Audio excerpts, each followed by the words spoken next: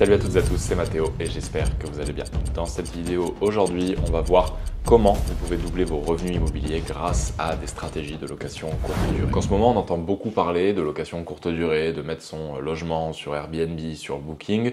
En général, on nous dit que c'est pour générer plus de revenus. C'est vrai, c'est plus rentable, on va le voir dans cette vidéo. Donc je voulais revenir aujourd'hui avec vous sur quelques points qu'il est important de prendre en compte si vous voulez avoir des locations courte durée qui fonctionnent bien, qui tournent bien, qui génèrent beaucoup de chiffre d'affaires et donc forcément plus de cash flow que de la location longue durée classique. Et on va voir dans cette vidéo les points importants sur lesquels il faut se concentrer. Donc rapidement, je ne vais pas m'étaler sur tous les avantages de faire de la courte durée, mais globalement, vous devez retenir que les prix à la nuit sont quand même relativement élevés par rapport au type de logement. Donc en général, encore une fois, je vais prendre des exemples dans des grandes villes. Moi, sur le marché que je connais le mieux, qui est à Toulouse, aujourd'hui, une nuit dans un studio, on va pouvoir la louer 50 € par nuit sur Airbnb. Alors sans compter les frais de ménage, les frais de service et tous les frais divers, mais pour vous, en tant que propriétaire, vous pouvez toucher 50 € par nuit. Donc le calcul est vite fait. Pour un studio, on prend 50 € par nuit environ. Là où on prendrait, on va dire 500 € par mois de manière en location classique. Donc ça veut dire qu'en 10 nuits, ici, en Airbnb, on va prendre le même loyer. Donc un studio à Toulouse, on va dire que voilà, ça se loue un peu plus cher que 500 €, mais pour l'exemple, encore une fois, c'est plus compréhensible de prendre ça en termes de calcul. Mais donc aujourd'hui, vous gagnez 500 € par mois avec un studio, alors qu'en location courte durée, vous pouvez facilement gagner ça en 10 jours. Donc il y a, on va dire, 30 jours dans un mois. En général, vous faites à peu près x3 en courte durée par rapport à un loyer classique. Donc bien évidemment, chiffre à réadapter en fonction de chaque marché, mais on est dans la même dynamique, on est dans le même système sur des villes de taille moyenne, sur des plus petites villes où en général les loyers vont être aussi un peu plus bas en termes de location longue durée. Donc même si vous générez un peu moins en Airbnb, on est toujours sur des ratios plus ou moins équivalents à x3 en Airbnb plutôt qu'en location longue durée. En location courte durée, vous avez aussi la possibilité d'accueillir des voyageurs pour des très courts séjours, pour même une nuit. Il y a des voyageurs, moi des fois, qui arrivent à 20h, 21h le soir et qui partent le lendemain à 7h, donc ils ont passé... Voilà, ils n'ont même pas fait un tour de cadran dans le logement. Donc votre logement alors, va s'abîmer quand même parce qu'il y a beaucoup de passages et il y a des gens qui ne font pas forcément très attention au logement. Mais vous allez aussi pouvoir maximiser votre taux d'occupation, votre remplissage grâce à ces séjours de petite durée, de très courte durée, qui vont vous permettre d'avoir un calendrier qui est tout le temps plein et de maximiser aussi derrière vos revenus. Et autre avantage de la location courte durée par rapport, à mon sens, à la location longue durée, ça va être le contrôle que vous gardez sur le logement. C'est-à-dire que oui, aujourd'hui, il y a beaucoup de passages et votre logement peut s'user un peu plus rapidement que si vous aviez un locataire de qualité. Mais si vous avez un locataire qui ne fait pas bien son ménage, qui n'entretient pas bien le logement et qui passe 3 ans dans l'appartement, je vous assure que 3 ans après, le logement, il est dans un état horrible. Donc, encore une fois, moi, je trouve qu'en termes d'entretien, vous avez plus la possibilité de faire des petites interventions au fur et à mesure. Alors oui, elles seront peut-être plus récurrentes que si vous aviez un locataire longue durée où vous n'allez pas rentrer dans l'appartement pendant 3 ans. Par contre, au bout de 3 ans, il faut refaire tout l'appartement si le locataire a été sale ou n'a pas bien entretenu le logement. Alors qu'en Airbnb, s'il a été sale pendant une nuit, vous avez un prestataire de ménage ou vous-même qui remettez l'appartement à neuf le lendemain avant l'arrivée du futur voyageur. Et si vous avez, je ne sais pas, une prise qui se décroche, qui a un petit souci par exemple au niveau de plomberie, vous allez pouvoir intervenir avant que ça détériore votre logement de manière plus importante. Donc maintenant, le premier point à mon sens pour vraiment réussir à être pertinent sur de la location courte durée, ça va être de soigner son emplacement. On parle souvent d'emplacement en immobilier. Quoi qu'on fasse, peu importe la stratégie qu'on utilise, l'emplacement dans l'immobilier a toujours son importance. Maintenant, sur de la location courte durée, à mon sens, vous devez essayer de vous orienter sur des villes avec un attrait touristique particulier. Donc qu'est-ce que j'entends par ville avec un attrait touristique? Je vais entendre tout ce qui va être destination touristique, les stations balnéaires, les stations de ski, les petites villes ou moyennes villes par exemple avec beaucoup de visites à faire, des lieux culturels. Alors par exemple, je vous dis ça parce que il y a des petites villes aux alentours de là où j'ai grandi qui sont des spots de randonnée nationalement connus, mais voilà, c'est des petits villages avec une centaine d'habitants. Sauf que dans ces logements-là, dans ces villes-là, des logements exploités en courte durée, au final, vous êtes tout le temps plein, alors avec une clientèle différente, bien évidemment, que celle que je vais avoir par exemple à l'année dans le centre-ville de Toulouse. Bien sûr, on n'est pas sur les mêmes marchés, on n'est pas sur les mêmes dynamiques, mais aujourd'hui, l'emplacement que vous allez choisir va avoir un impact direct sur votre rentabilité, sur la réussite de votre investissement.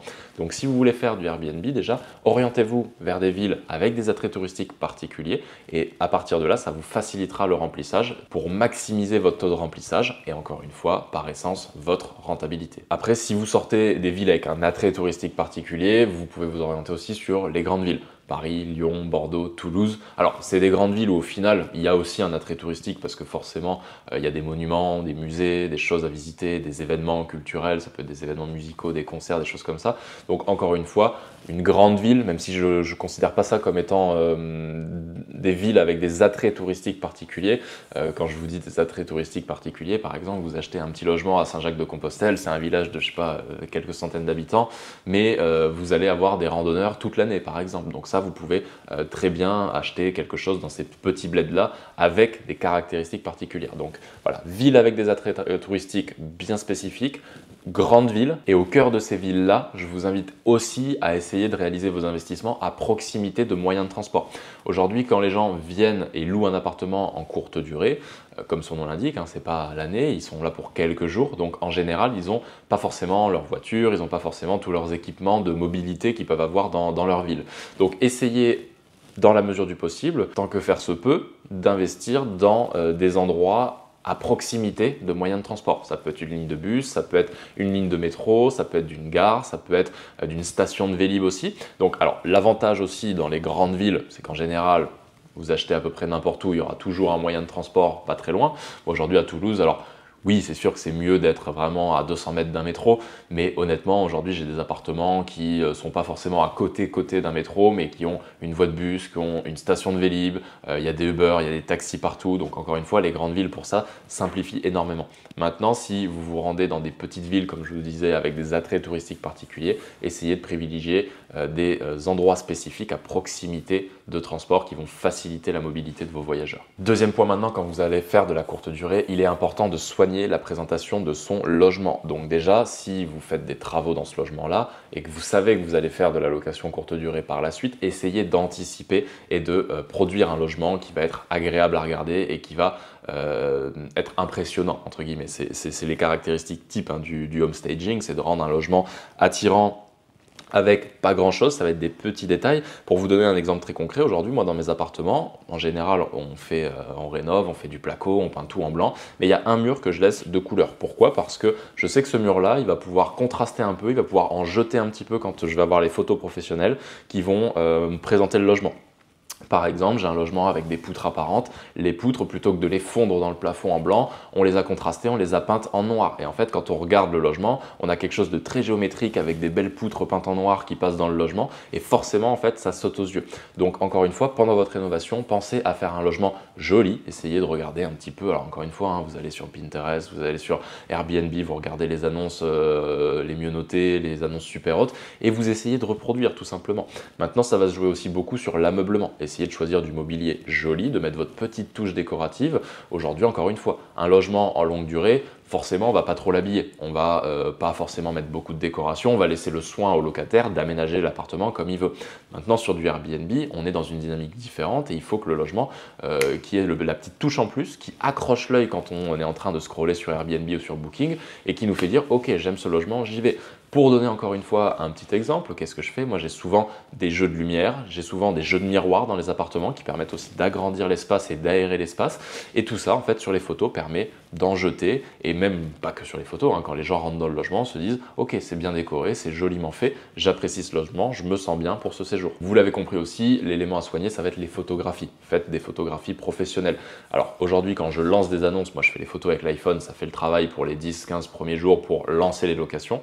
Par contre, de suite après, dès que j'ai mes premiers locataires, j'appelle un photographe professionnel qui est spécialisé dans la photo immobilière, hein, donc qui vient avec des objectifs grand angle qui permettent d'avoir vraiment une grande vision de l'espace et même d'agrandir presque un peu plus que ça ne l'est des fois le logement. Donc encore une fois, de le rendre vraiment sexy là-dessus. Il y a tout un travail de post-prod aussi sur le jeu des couleurs qui permet de mettre en avant, plutôt que d'avoir une photo un peu terne par exemple, ça va faire ressortir les blancs, ça va faire ressortir les noirs, voilà, ça va vraiment contraster davantage et permettre encore une fois d'augmenter l'accroche que vous allez avoir auprès de vos prospects quand ils vont naviguer sur Airbnb, qui vont voir votre annonce, forcément ça va plus les marquer que l'annonce du voisin. Troisième point, à mon sens important pour réussir en location courte durée, ça va être également d'ajuster ses tarifs de manière dynamique. Aujourd'hui, je vois des personnes qui mettent un tarif et qui laissent qui laissent le même tarif à l'année.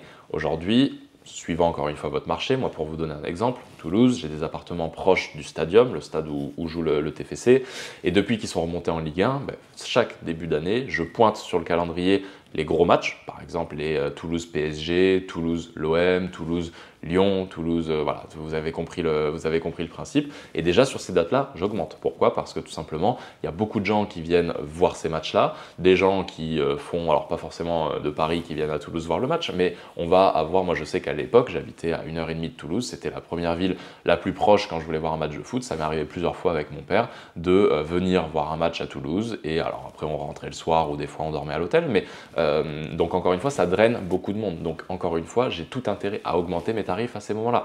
Pareil sur les moments de fin d'année, les fêtes de fin d'année, le nouvel an, j'augmente, je fais x3 sur mes tarifs. Les vacances scolaires, j'augmente un peu mes tarifs. L'été, j'augmente un peu mes tarifs. Donc encore une fois, ayez une gestion dynamique de vos calendriers. On a eu les JO, on a eu la Coupe du Monde de rugby à Toulouse. Tout ça, ce sont des événements pendant lesquels j'ai augmenté les tarifs.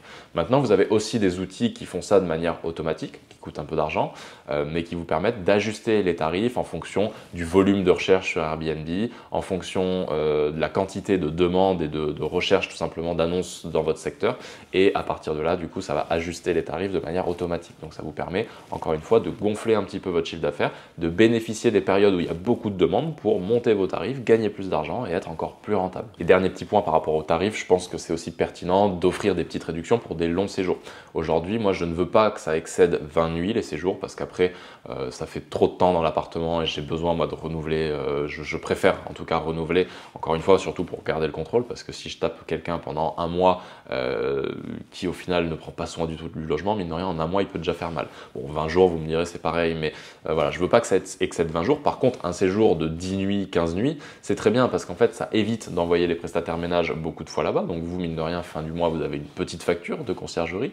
Par contre, vous avez encaissé quand même la même somme de loyer. Donc ça, déjà, c'est très intéressant. Et encore une fois, ça vous évite d'avoir des problèmes. Aujourd'hui, chaque sortie et entrée, chaque turnover qu'il y a dans l'appartement, ce sont des problèmes potentiels. Ça peut, voilà, la prochaine personne va vous appeler parce qu'elle n'arrive pas à trouver la boîte à clés, parce qu'elle n'a pas lu les instructions que vous avez envoyées. Donc on se retrouve avec tout un tas de problématiques qui peuvent être engendrées par ce turnover. Donc c'est aussi confortable de laisser quelqu'un en place pour une semaine, 10 jours. Donc éventuellement, moi je sais qu'à partir de cette nuit, il y a une réduction de 10% qui s'applique sur le montant total du séjour. Quatrième point qui va être capital pour la réussite de vos investissements en courte durée, ça va être tout ce qui est gestion des réservations, des messages et des avis.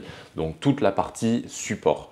Pourquoi je dis que c'est très important? Aujourd'hui, quelqu'un qui vous envoie un message pour vous demander des informations sur votre logement mais qui n'a pas encore réservé, si vous ne lui offrez pas de réponse ou si vous lui répondez 24 heures après, il y a 90% de chances qu'il ait déjà trouvé un autre logement avec quelqu'un qui lui ait répondu. Donc aujourd'hui, essayez d'être réactif quand quelqu'un vous pose une question avant réservation, quand quelqu'un a réservé et vous pose une question, essayez aussi de répondre vite. Pourquoi? Parce que tout simplement, s'il a réservé et que vous répondez 3 jours après, ça vient nuire à l'expérience client, donc nuire à l'impression du voyageur sur son séjour et donc potentiellement favoriser un mauvais commentaire. Et aujourd'hui, on sait que les plateformes comme Airbnb Booking et d'autres plateformes de courte durée fonctionnent majoritairement sur les commentaires. Enfin, tout fonctionne aujourd'hui sur les commentaires. Vous achetez sur Amazon un produit à 3-4 euros d'écart. En fait, ce qui va vous faire décider souvent, ça va être le nombre d'avis. Est-ce qu'il y en a beaucoup et est-ce que la note moyenne est bonne? Donc Airbnb, c'est pareil. Donc aujourd'hui, moi, je mets un point d'honneur à essayer de soigner vraiment l'expérience de mes voyageurs pour avoir les meilleurs commentaires possibles et donc avoir la meilleure social proof, la meilleure preuve sociale pour les futurs voyageurs qui voudront réserver.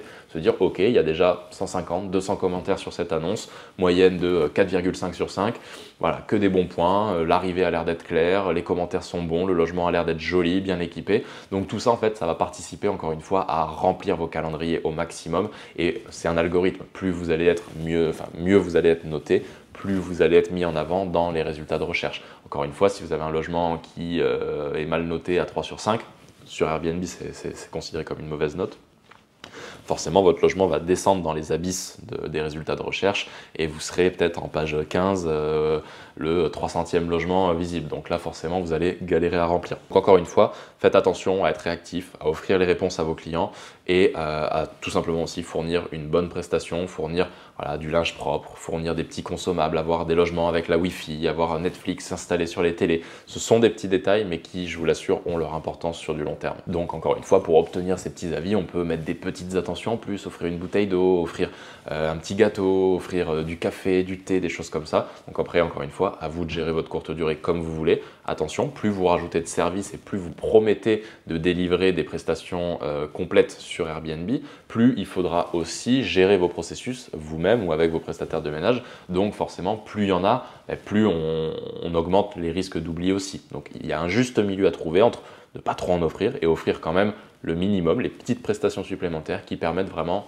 d'avoir le bon séjour, la bonne note, le bon commentaire. Cinquième point, alors rapide, mais ça va être de respecter aussi le cadre fiscal. Aujourd'hui, le cadre fiscal est légal en fonction des villes, va varier. Les grandes villes aujourd'hui limitent un petit peu les logements en courte durée. Donc il va y avoir des techniques pour réussir quand même à louer, mais encore une fois, attention à bien respecter votre cadre légal, à faire vos enregistrements en mairie pour obtenir vos numéros d'enregistrement. Après, ce numéro d'enregistrement va permettre de payer la taxe de séjour. De débloquer aussi le quota maximum. Beaucoup de gens vous disent oui mais on peut louer que 120 nuits par an. Non, c'est faux, ça c'est quand on loue sa résidence principale ou secondaire mais sans numéro d'enregistrement, donc on ne paye pas la taxe de séjour, donc on fait concurrence déloyale aux hôtels et pour éviter ça, il limite à 120 nuits. Mais si on a le numéro d'enregistrement, ce numéro d'enregistrement nous permet auprès de notre métropole derrière d'être identifié et de payer notre taxe de séjour et donc on est considéré comme un hôtel et on va pouvoir tout simplement payer notre taxe de séjour et louer 365 nuits sur 365 si le calendrier de réservation est plein. Et fiscalement aussi, attention à être bien en règle. Alors j'y viens dans ma formation Imo Elite et aussi dans la formation offerte dont vous avez le lien en description. J'explique un petit peu tout ça, mais il y a des déclarations d'occupation à faire, des déclarations de début d'activité, des choix fiscaux à faire, du micro BIC, régime réel ou régime micro. Donc ça, encore une fois, vous allez devoir tout simplement faire vos choix fiscaux. Attention à ne pas faire n'importe quoi parce que la fiscalité aujourd'hui, je l'ai déjà dit, mais sur une opération équivalente à choix fiscaux différents,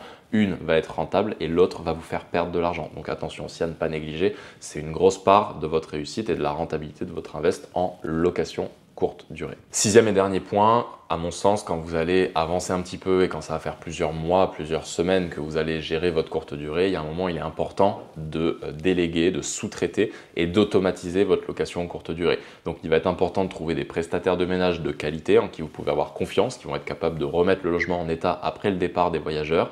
C'est important d'automatiser aussi, notamment les messages. Aujourd'hui, quand vous allez avoir une réservation, moi j'ai des messages automatiques qui s'envoient, merci, on a bien pris en compte votre réservation, elle est confirmée. Le jour de l'arrivée, il y a les instructions qui s'envoient de manière automatique. Donc encore une fois, j'ai essayé de réduire au maximum l'importance de mon action ponctuelle. C'est-à-dire qu'aujourd'hui, je veux, si je pars pendant une semaine, 2 semaines, que les messages continuent de s'envoyer, que tous les voyageurs aient les infos au bon moment et au bon endroit. Donc ça, encore une fois, pour ce faire, il est important de mettre en place des process d'automatisation et des processus de délégation, de sous-traitance avec notamment des prestataires de ménage. Donc vous avez des conciergeries qui gèrent tout, qui vont gérer la partie réponse à vos messages, entretien du logement quand il y a besoin, mais forcément ça coûte aussi beaucoup d'argent. Moi aujourd'hui, le choix que j'ai fait, c'est d'automatiser un maximum mes messages et de déléguer le ménage. Mais je n'ai pas de conciergerie, j'ai des prestataires de ménage, mais la gestion des messages à proprement parler, c'est moi qui la gère. Mais pourquoi? Parce que aujourd'hui, ça ne me demande pas beaucoup de temps. 80% des messages sont automatisés et de temps en temps, j'ai une question qui sort du cadre que j'ai automatisé. Donc là, je vais y répondre manuellement. Mais aujourd'hui, le fait d'avoir fait ça me permet de gérer quand même pas mal de logements, mais aussi de ne pas missionner une conciergerie qui va me prendre 20% par exemple du chiffre d'affaires de mes appartements. Donc ça me permet de faire des grosses économies, je paie des prestataires de ménage et je m'occupe, on va dire, de toute cette partie support. Mais pourquoi je peux me permettre de faire ça? Parce que tout simplement, j'ai automatisé de manière assez poussée mes locations courte durée. Voilà, à mon sens déjà, vous avez les éléments clés pour réussir vos investissements en courte durée. Maintenant, encore une fois, plus vous allez avoir de logements, plus ça va être important de structurer tout ça, de mettre en place ces processus, de mettre en place ces automatisations. Et si vous voulez aller plus loin, j'ai mis en place une formation de 2 heures complètement offerte dans laquelle je vous explique toutes mes stratégies pour trouver les bonnes affaires, se les faire financer et ensuite passer de 1 bien immobilier, de votre premier investissement, jusqu'à 10 biens immobiliers. On va voir qu'il y a un switch, que le premier appartement, c'est pas le plus compliqué. Par contre, en termes de difficulté, passer de 1 à 10 dans les 3 prochaines années, c'est quelque chose de faisable, mais de difficile. Donc, je vais vous expliquer aussi dans cette formation offerte toutes les stratégies et les points importants pour vous permettre d'atteindre cet objectif. J'espère que cette vidéo vous a plu. Si c'est le cas, n'hésitez pas à me le dire dans les commentaires, ça m'aide énormément et ça me fait très plaisir de voir vos retours. Je me ferai un plaisir également d'analyser vos propositions de sujets et s'il y a des sujets que je trouve pertinents, je me ferai un plaisir de les traiter lors de mes prochaines vidéos YouTube. C'était Mathéo, je te remercie d'avoir été présent jusqu'à maintenant. À la prochaine, ciao ciao.